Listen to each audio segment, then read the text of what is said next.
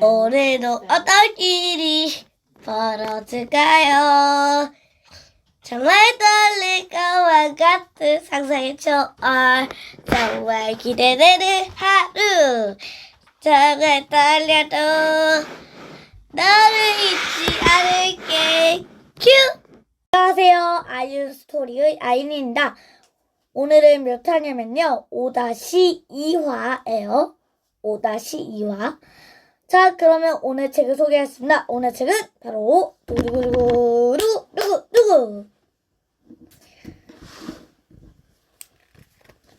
다와의 편지라는 책인데요.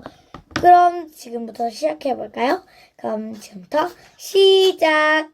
다와의 편지, 임어진 글, 신진호 그림, 출판사 리틀 시엔톡.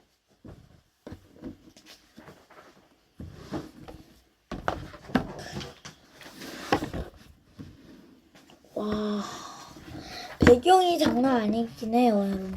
배경이 이렇게 생겼습니다. 대박이죠?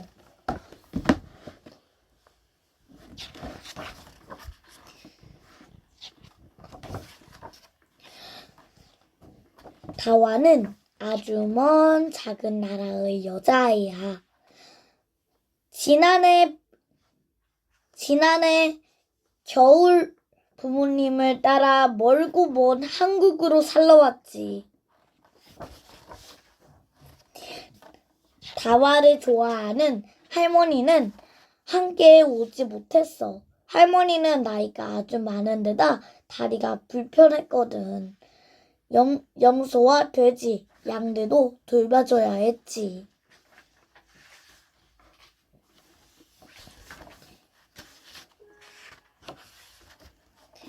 할머니는 다와가 몹시 보고 싶었어.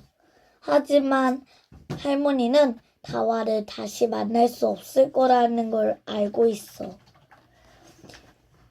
다와와 다와의 부모님이 살러 간 한국은 아주 먼 나라이고 두 곳을 오가는 비행기는 정말 많은 돈을 줘야만 했거든. 할머니에게는 그럴 돈이 없었지. 다와의 부모님에게도 역시 돌아올 돈이 없었고, 할머니는 다와가 너무 보고 싶어 병이 날 것만 같았어. 아니, 정말로 병이 났지. 설마 향수병? 향수병인 것 같은데. 할머니는 이 세상에 머물 시간이 많이 남지 않았다는 걸 알 수 있었어. 이 세상을 떠나기 전에 꼭 한 번만 더 다와를 보고 싶었지. 할머니는 편지를 썼어. 눈도 침침하고 글씨도 삐뚤빼뚤했지만 할 수 있는 일은 그것뿐이었지. 보고 싶다 얘야. 꼭 한 번만이라도. 정말 보고 싶구나 우리 강아지.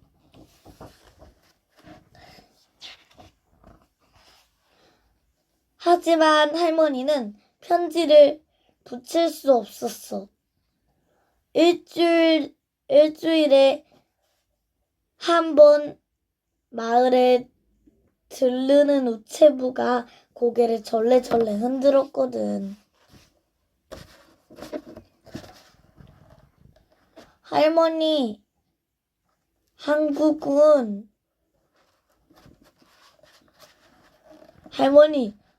아주 멀어요.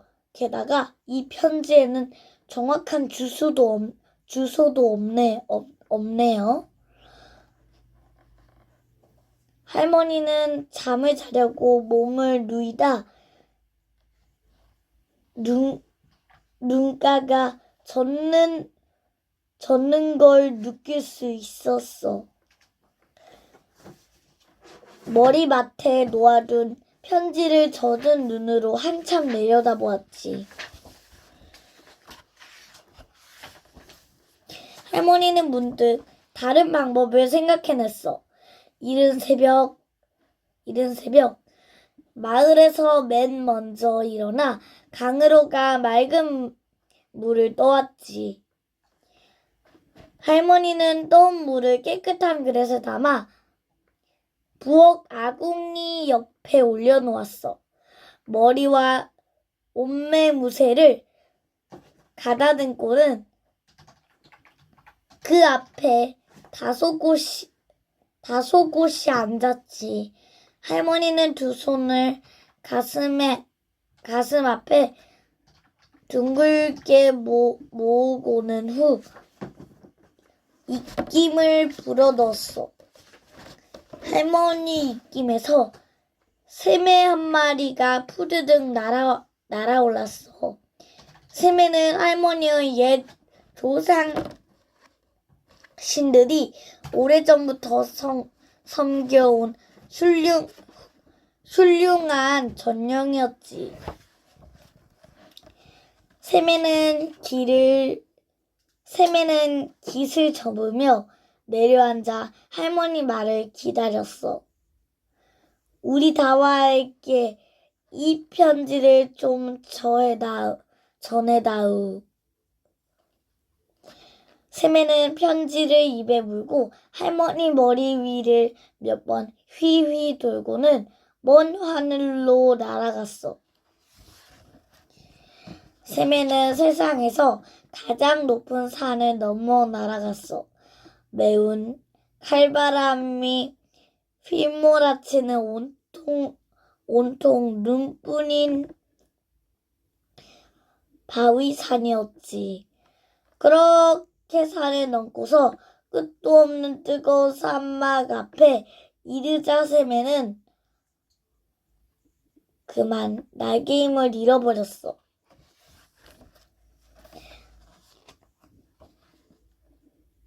새매는 사막을 건너는 낙타 등에 내려앉으며 제 임무를 대신해달라고 부탁했어. 낙타는 새매의 부탁을 심각하게 듣고는 편지를 건네받으며 고개를 깊게 끄덕였어. 낙타는 끝없는 사막을 지치지도 않고 터벅터벅 가로질러 건너갔지.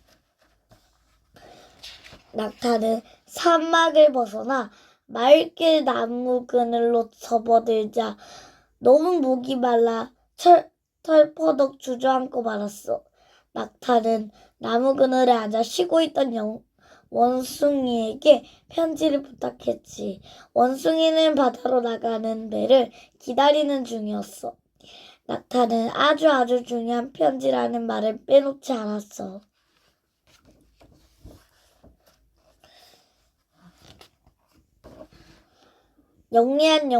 영리한 원숭이는 한치도 빈틈없이 일을 잘 해냈어. 배가 항구에 닿자마자 옛 친구 고양이에게 연락했지. 원숭이의 친구 고양이는 다완의 동네에 사는 고양이를 알고 있었어. 다완의 동네 고양이는 다와에게 할머니의 편지를 곧장 전해주었어.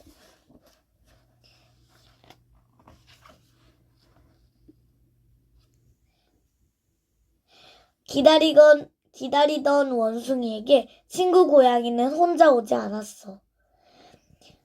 할머니 편지를 보자마자 뛰어나온 다와와 함께였지. 다와는 고양이에게 손을 흔들어주고 원숭이와 배에 탔어. 배는 한참 동안 바다를 헤치고다가 사막 끝 마을 부두에 닿았지. 부둣가에서 기다리고 있던 낙타가 기뻐 목을 길게 빼고 울음소리를 냈어.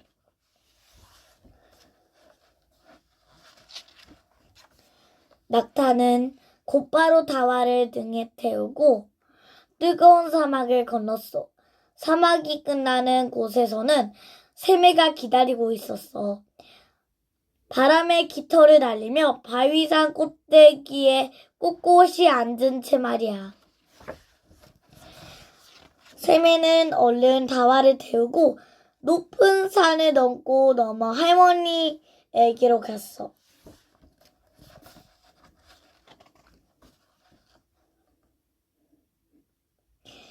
다와는 샘애가 할머니 집 문 앞에 다다르자마자 훌쩍 뛰어내렸지. 한 걸음에 집 안으로 달려들어갔어. 할머니! 곧이어 할머니가 기뻐 내지르는 소리가 집 밖으로 터져나왔어. 우리 강아지 왔구나. 이렇게 정말 왔어. 할머니는 이제 더 바랄 게 없었어. 그토록 보고 싶던 귀여운 손녀를 보았으니까.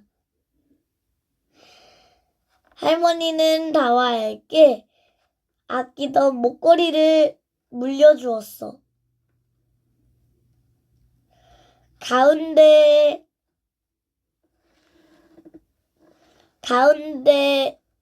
샘애가 새겨진 오래전 조상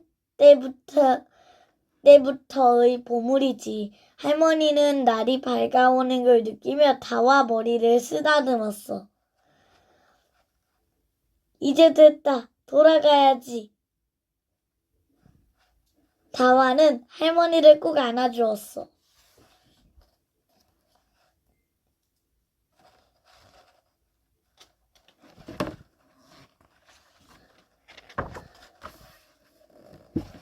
샘애는 다시 다와를 태우고 할머니 머리 위를 빙빙 돌았어.